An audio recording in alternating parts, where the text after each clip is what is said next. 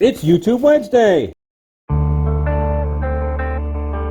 This is by far the least fun, least sexy YouTube video I have ever done. This is going to be a pretty different video for me. This is not a how-to. This is something that it's not sexy, it's ugly. I don't talk about it nearly enough, but it's necessary for what we do. This is my shop.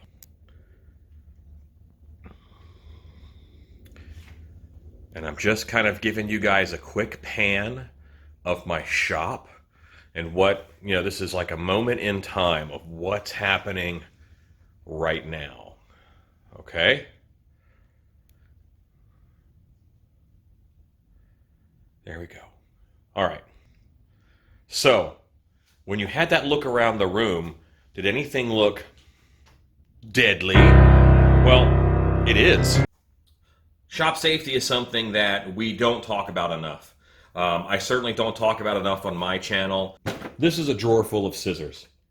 I'm not going to talk about the safety of scissors because you can see them. You can see what the danger is. There's blades and they're dangerous. This is a drawer full of different types of blades, knives, all kinds of things. Little razor blades and packages. Anytime I have someone use a Robert's razor cutter blade, which is one of these, or a Persona razor blade, which is one of these guys over here, I tell them how stupid sharp these are. Because you think they're regular sharp, but they're stupid laser cut yourself sharp. And you won't even know you're bleeding until you're like, where's this red coming from? But even these are safer than a lot of the stuff I'm going to talk about today because you can see that it's sharp. You can see it's a razor blade and its intention is to cut things. You are things. There's new products coming out all the time that have new hazards, and we use them in ways that are not normal, and we don't use them for their intended purpose. There's been an uproar, over the past couple years, a little bit about EVA foam and how safe is EVA foam. Some countries have stopped them from using EVA foam for children's babies' playmats. Other countries say it's fine. So there's a lot of debate about this. I'm going to say no. I'm going to say that chemicals are dangerous. This is my chosen profession. This is what I do for a living. I'm going to have some degree of exposure to chemicals. I have to do what I can to mitigate that and to keep myself safe so I can keep doing this longer. But I have chosen to do this as a profession, so I have chosen some degree of exposure to chemicals. Just as if I chose to be a mountain climber, I have a higher risk of falling and dying and hurting myself. I have chosen to be a special effects artist for haunted attractions. I have accepted a certain degree of risk in exposure to chemicals. That's just how it is. Should I be better? Yes. And I'll endeavor to be better. But it's something that maybe I don't mention enough, and I think that you guys should hear more on. Just in this area, there's a lot of toxicity, okay? Right up here, I have mineral spirits, I have naphtha. Naphtha is probably one of the worst products that I use, but for what it's illegal in many states, it's illegal in California, it's illegal in some countries. It thins silicone caulking. It thins silicone caulking. It does a lot of things. If there's anything on your hands, here's the rub, naphtha will get it off. Naphtha will clean off anything off of your hands. However, don't do that because naphtha actually attacks your liver through your skin. It's absorbed through your skin and then it attacks your liver. Naphtha's terrible for you. The only way that naphtha's a little bit worse for you than absorbing it through your skin is when you use it to thin something like a paint and you airbrush it. Then it's aerosol. Then it's in the air. So it's terrible for you. Why is it in my shop? It's so deadly. I use it for stuff. That's the basics of it. Am I careful now? Did I used to wash my hands with naphtha? Yes. Do I do it anymore? No. Um, Now I try to find another way. You know, I wear gloves more than I used to. I'm learning. I'm evolving. Right here, contact cement. Um, Look at the back of this can. Look at the warnings on this can. Yes, it's flammable, but that's only a part of it. There's harmful vapors in it. You should do it in a well-ventilated area. You know, read the can. Anything you're using, read the can. This is I'm not going to go into every chemical and exactly what you need to do to be safe from it. Should I wear gloves when I use contact cement? Yes. It's on the can. Read the can. Not just contact cement. Read all the cans. Before I use a new product, I do read the can. I do look at it and see how it's used and what it's used for. And then, of course, the way my brain works is what can I use it for? What could I do with it if I used it wrong? And sometimes that means I'm unsafe. How unsafe you're willing to be, that's going to be a call that you have to make. Spray paint I use all the time in the shop, and on almost every video you see me using spray paint. This is not good to breathe. Use this in a well-ventilated area. My shop is about 20 by 25 by 25. That's how big this area of the shop where you see me working most of the time is. We have started trying to spray paint outside, no longer in the shop. Latex paint, pretty safe, right? Well, it does off-gas. It is known to have cancer and birth defect causing elements. And we make mask paint. We mix this with latex and water. So that's something to consider. Is it safe levels? That depends on your degree of safe. You know, is any chemical bad? Yes. Over here, I have acrylic paints. I use acrylic paints on painting props that don't need any kind of a flex. These guys are not like super laden with warnings. However, even on here, it tells you keep it off your skin and wash with soap and water immediately. Now this is non-toxic. Non-toxic doesn't mean it's chemical free. Non-toxic doesn't mean that it's fine on your skin. A lot of people mix this and use it as airbrush makeup. You can have allergic reactions. You can have toxicity reactions with this. So I would not recommend this on your skin. When I'm painting and it gets on my skin, that's one thing. But if I am, you know, putting it around my eye or someone else's eye, you know, I'll do way more stupid things with my body than I'm willing to do with yours. And look into all the products that you're using. In makeup, a lot of what I do is prop, a lot of what I do is masks. In makeup especially, be really careful what you're putting on someone else's skin. Here in my shop, I have 3 big air scrubbers. The air scrubbers are meant to do a larger area than the shop, and I have 3 of them. Every 2 weeks, I get new filters for the air scrubbers. I have 3 air scrubbers. They all take the same size filter. That you can get 5 micron filters, you can get 3 micron filters, and inside is a 1 micron filter that the other 2 are just in front of. I have 3 of these. They're almost always running. I turned them off right now for this video, and I was amazed at how quiet the shop is. I haven't heard it this quiet in forever. What these air scrubbers are good for is when there is particulates in the air, when there is dust from clay, when there is dust from plaster, when there is aerosol from airbrush, because you're sending that out into the air, when there is spray paint fumes and particles, they pick that up and they sort of suck that into the unit. That filter was changed yesterday.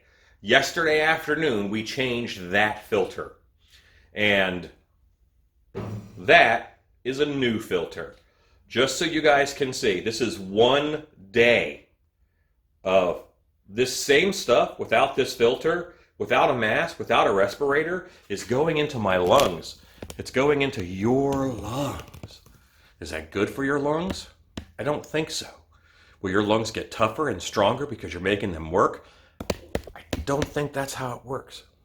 They make an amazing difference in here, and it's way better than it used to be when I did not have these. Another nasty thing in my shop that I use quite a bit, carburetor cleaner. I use it to clean my airbrush. It's nasty to get on your skin. You don't want to do that. I put on gloves if I am going to be cleaning an airbrush for any length of time. If I'm just spraying it out, I don't. I should. But I use this to clean an airbrush out. It's good for getting gunky stuff out of fiddly metal bits. That's what a carburetor is, fiddly metal bits. And it gets gunky stuff in it. And an airbrush is fiddly metal bits and it gets gunky stuff in it. This stuff works great for cleaning it. It's not good for you. It's also not good to aerosol. When I am cleaning this out, sometimes you'll see me shoot it right into my filter screen. Sometimes you'll see me shoot it into a paper towel or into a jar of some kind to capture that vapor as much as possible. I should be wearing a respirator. Tucked back there, okay. Tucked back there, you can see a blue and a yellow container.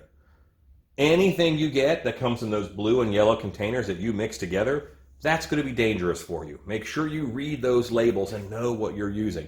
Know what you're putting out in the air. Most foams produce a cyanide gas. And so much so that when it puffs up and it, in your mixing cup, it puffs up over your mixing cup. A lot of people call those cyanide muffins because it looks like a muffin, but it's made of cyanide. One of my favorite new materials, Loctite foam. This is not harmless. If you look at the back of this can, there's dangerous stuff all over it. I assume you're going to read the can. Please, read the can of whatever you use. This foam off-gases during the curing process. Once again, it's one of those gases in the cyanide family. It is not good for you. Pretty much if you can smell it, you're being exposed to the gas. And it off-gases after it's fully cured, just in much lower levels. I have decided for me, those lower levels are fine. You should decide for you if those levels are low enough.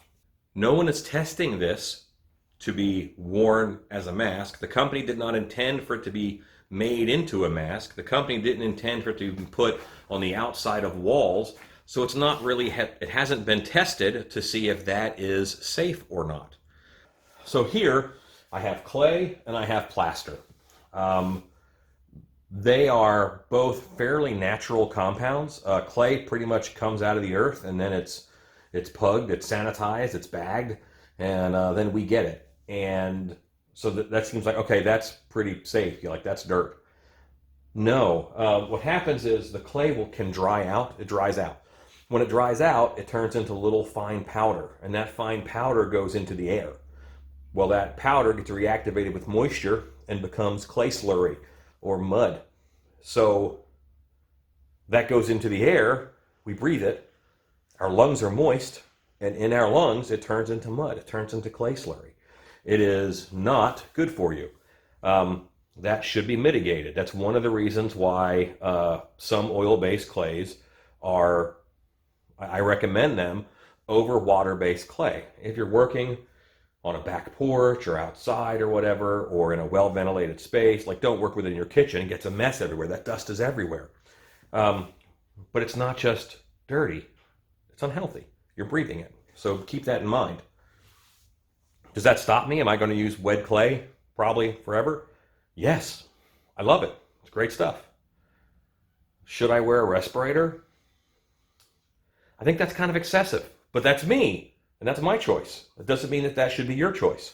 All right, so in this tub here is plaster, UltraCal 30 plaster. That is a very fine powder that when you mix it with water, it will become stone. We are 98% water. So this plaster powder in the air, we should not be breathing it in. We should probably have a respirator on, without doubt.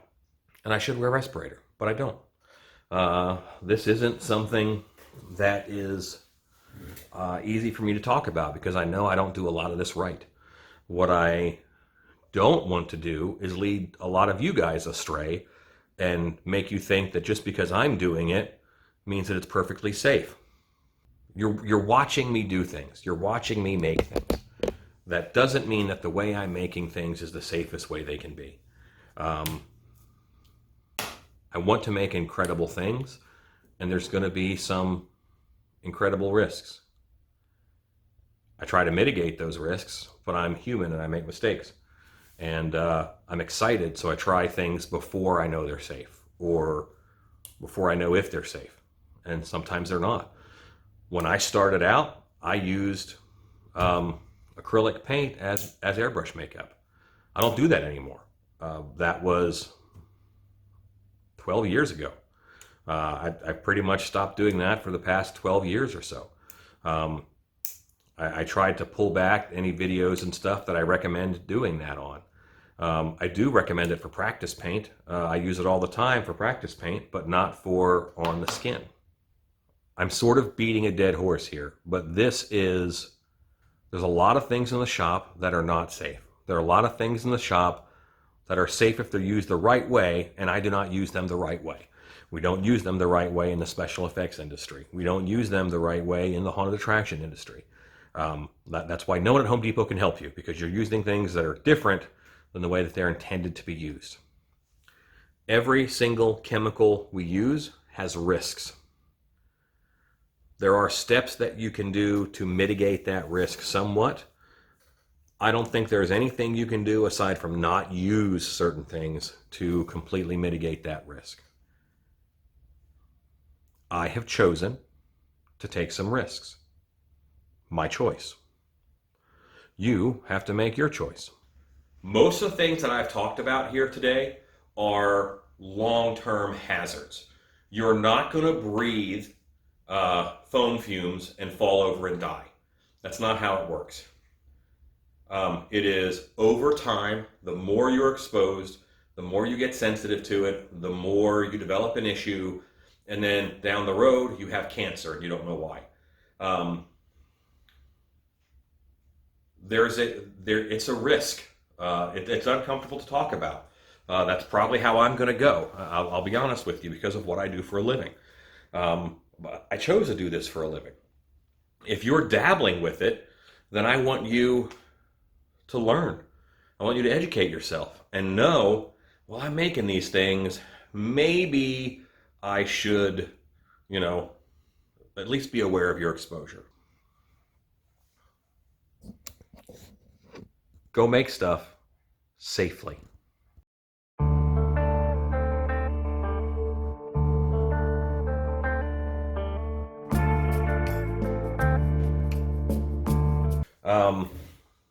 If you're a lot younger than me, just wait and see how I die.